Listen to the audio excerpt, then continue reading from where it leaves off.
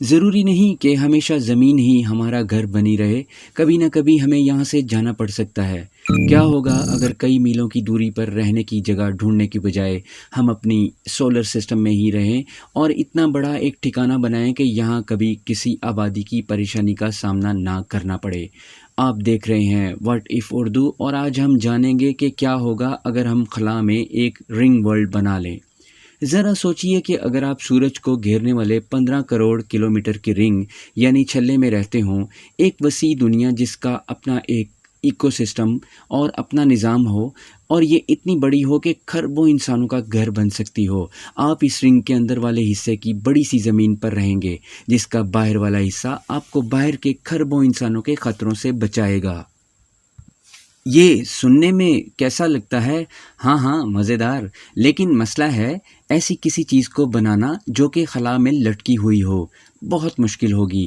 ایسا نہیں ہو سکتا کہ آپ زمین کو توڑ کر الگ کر دیں اور روبوٹس کی ایک فوج آ کر اسے رنگ ورلڈ میں بدل دے۔ اس میں کئی مسائل آپ کے سامنے آئیں گے۔ اس میں سب سے پہلا مسئلہ ہوگا اسے بنانے کی جگہ ڈھونڈنا۔ اس وقت زمین کے نچلے آربٹ کے گرد گھومنے والے انٹرنیشنل اسپیس اسٹیشن کا وزن 420 ٹن ہے۔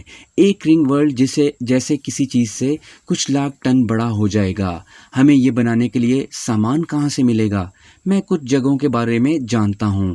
یاد رہے کہ زمین کے گرد موجود کائبر گھیرا صحیح رہے گا۔ برفیلی چیزوں کی یہ رنگ لگ بھگ 3 ارب کلومیٹر تک پھیلی ہوئی ہے۔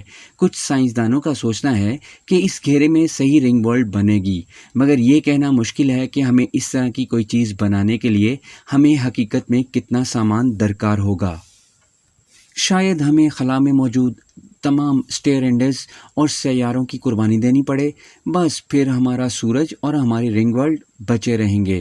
اگر ہم تمام موجودہ ساز و سامان کو اکٹھا کرنے اور لا پانے میں کامیاب ہو جاتے ہیں تو بنانے کا کام شروع ہو جائے گا۔ اس سارے کام میں بہت ساری محنت اور روبوٹس کی ایک بہت بڑی فوج اور شاید سینکڑوں نسلوں کا وقت لگے گا، اور ہماری رنگ ورلڈ کا صرف ڈھانچہ بن پائے گا، کیونکہ یہ ڈھانچہ اتنا بڑا ہوگا کہ یہ کسی بھی مالیکیولر بانڈ کو توڑ دے گا۔ ہمیں خلا میں موجود مالیکیولز میں سے ایک طاقتور مالیکیول کا استعمال کرنا ہوگا۔ سارے مالیکیولز میں سے یہ سب سے زیادہ مضبوط ہوگا۔ یہ چیزوں کو بائنڈنگ سے جوڑے گا اور کوئی بھی بڑی چیز اس بانڈ کو نہیں توڑ پائے گی۔ یا ہو سکتا ہے کہ ہم کوئی نیا بے حد مضبوط ایٹم ڈھونڈ نکالیں، پر جب تک ایسا نہیں ہوتا ہماری رنگ ورلڈ سے ٹکرانے والی ہر بڑی چیز ایک بہت بڑا خطرہ ہوگی۔ اس کے بعد جس چیز کی ہمیں فکر کرنی ہے وہ ہے رنگ کو گھمانا۔ ہمیں اپنی رنگ کو لگ بھگ 20,000 کلومیٹر فی گھنٹہ کی رفتار سے گھمانا ہوگا۔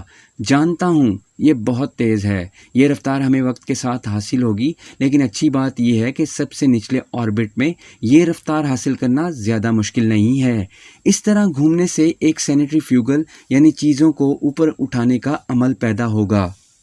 یہ عمل ایک ایسی کشش کے برابر ہوگا جو زمین کے اوپر موجود زمین کے کشش ثقل کے برابر ہوگا۔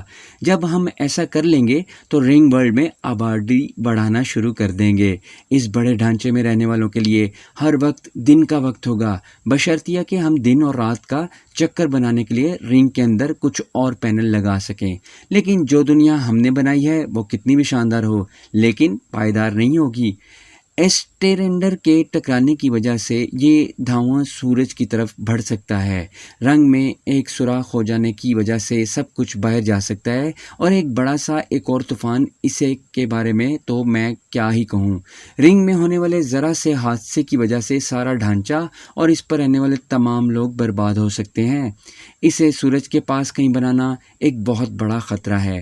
اگر ہم زمین کے آربٹ میں ایک بڑا رنگ اسپیس اسٹیشن بنائے تو شاید زیادہ بہتر ہو، لیکن اس کے لیے دیکھتے رہیں ہمارا چینل